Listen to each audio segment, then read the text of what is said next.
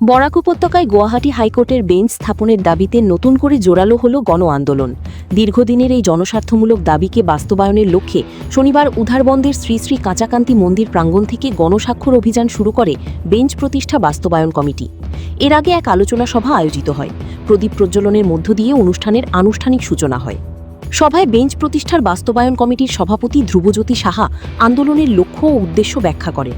পরে কমিটির কার্যকরী সদস্য তথা বিশিষ্ট আইনজীবী ধর্মানন্দ দেব গুয়াহাটি হাইকোর্ট প্রতিষ্ঠার ইতিহাস এবং বরাক উপত্যকায় বেঞ্চ স্থাপনের দাবির বিভিন্ন প্রেক্ষাপট তুলে ধরে তথ্য সমৃদ্ধ বক্তব্য রাখেন। অনুষ্ঠানে উপস্থিত উধারবন্দের বিধায়ক রাজদীপ গোয়ালা এই দাবির প্রতি পূর্ণ সমর্থন ব্যক্ত করেন। তিনি বলেন, বরাকবাসীর ন্যায্য দাবি আদায়ে তিনি সর্বতোভাবে সহযোগিতা করে যাবেন। এছাড়াও সংক্ষিপ্ত বক্তব্য রাখেন ডায়েটের প্রবক্তা রাজশ্রী চক্রবর্তী ও অসীম দে। সভা শেষে ধন্যবাদ জ্ঞাপন করেন আহ্বায়ক কমিটির সদস্য তথা শিক্ষাবিদ খনিশ চক্রবর্তী। মঞ্চে উপস্থিত ছিলেন শিলচর বার অ্যাসোসিয়েশনের সহসভানেত্রী ও কার্যকরী সদস্যা তুহিনা শর্মা, আইনজীবী সুমিতা ঘোষ, শান্তনু নাইক, ডক্টর বিভাস দি, শিক্ষাবিদ সূর্যকুমার শর্মা এবং বাস্তবায়ন কমিটির সম্পাদক কমল চক্রবর্তী সহ বিশিষ্ট ব্যক্তিবর্গ।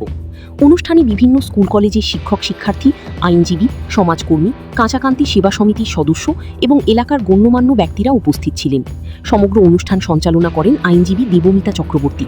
উধারবন্দ থেকে নিহারকান্তি রায়ের প্রতিবেদন, আসাম প্রাইম নেটওয়ার্ক। তার জন্য আমি বলবো আপনারা চেষ্টা করেন।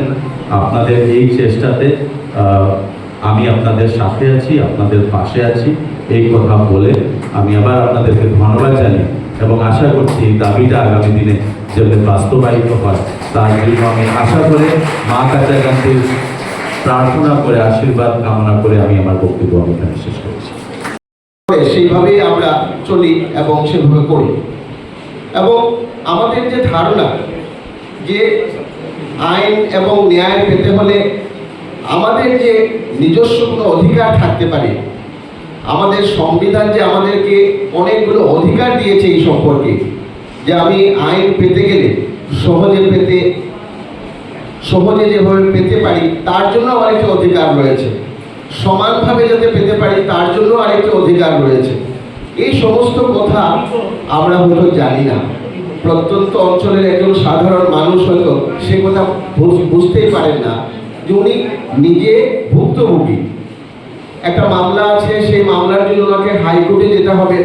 হাইকোর্টে যেতে গেলে কোনোদিন গুয়াহাটি যাননি, ওনার টাকা পয়সার অভাব, ওনার বাড়িতে লোক লস্কর নেই, কার সহায়তায় উনি যাবেন, ওখানে লড়বেন, ওখানে উকিল ধরবেন, কারি টাকার দরকার, এই সমস্ত সমস্যা উনি বহন করে যাচ্ছেন। কিন্তু উনি গুয়াহাটি গিয়ে মামলা পরিচালনা করা অত্যন্ত কষ্টসাধ্য ও ব্যয়বহুল। বিশেষ করে দরিদ্র জনগণ, আমাদের কৃষক, শ্রমিক ও গ্রামীণ জনগণের পক্ষে এত দূরে গিয়ে বিচার চাওয়া প্রায় অসম্ভব হয়ে দাঁড়ায়। ফলে অনেকেই আমরা ন্যায় বিচার থেকে বঞ্চিত হই। অথচ আমাদের সংবিধানের প্রত্যেক নাগরিককে সমান বিচার পাওয়ার অধিকার দেওয়া হয়েছে। বরাক উপত্যকা, আমাদের বরাক উপত্যকা ভৌগোলিকভাবে, সাংস্কৃতিকভাবে এবং ভাষাগতভাবে আসামের অন্যান্য অংশ থেকে কিছুটা হলেও আলাদা। এখানকার অধিকাংশ মানুষই বাংলা ভাষায় কথা বলেন। আদালতে বাংলার সওয়াল করার সুবিধা থাকলে বিচার ব্যবস্থা